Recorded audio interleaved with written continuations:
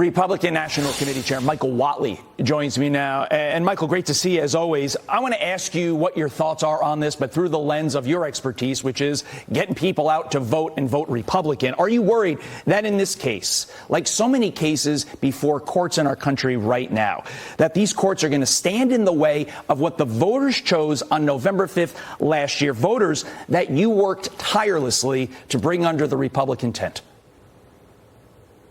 Yeah, President Trump is fighting right now to make sure that our American campuses are going to add people who are going to add to the economy. They're going to create students that are going to be able to go out and help grow America. What we don't need to do is use taxpayer dollars to subsidize anti-American, anti-Semitic radicals that are coming into America. We don't need national security threats at our universities.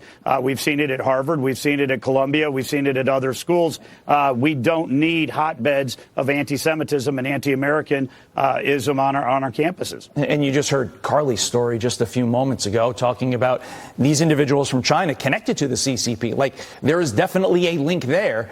Donald Trump makes a lot of sense when he says, why are we importing these people into our country, both at the expense of American students, but also at the expense of national security? Makes no sense.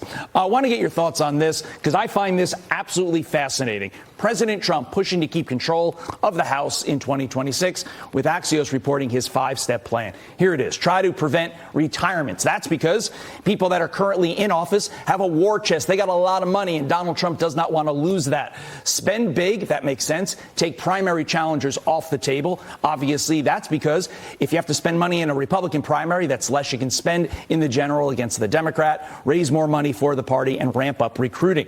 Will that be enough, Michael, to help you retain the House, which is historically very tough to retain for the party in charge?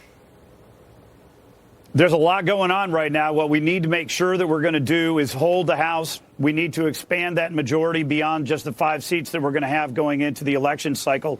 Right now, the Democrats are leaderless. They are rudderless. They do not have any issues that they're siding with the American people on. So we need to take our steps right now, do our blocking and tackling, and make sure that we're putting the strongest team that we can on the field, that we have the resources that we need to be able to win those critical races.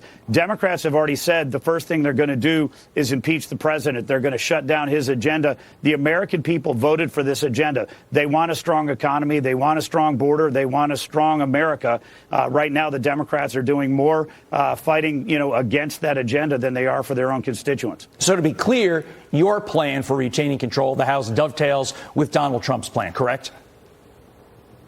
Absolutely. Look, this is Donald Trump's party right now, and his White House. They are setting the pace that we are working with. We are working very, very closely with those operations. We're a part of those operations. And I want to make sure that we are lined up and ready to go for these midterm election cycle so that we can continue the work on his agenda going forward. Quickly, a specific here. Are you going to dip into the Democrat toolbox and pour money into the far left Democrat candidate in an effort to elevate that person in the primary so that in the general they have absolutely no chance against a more moderate Republican?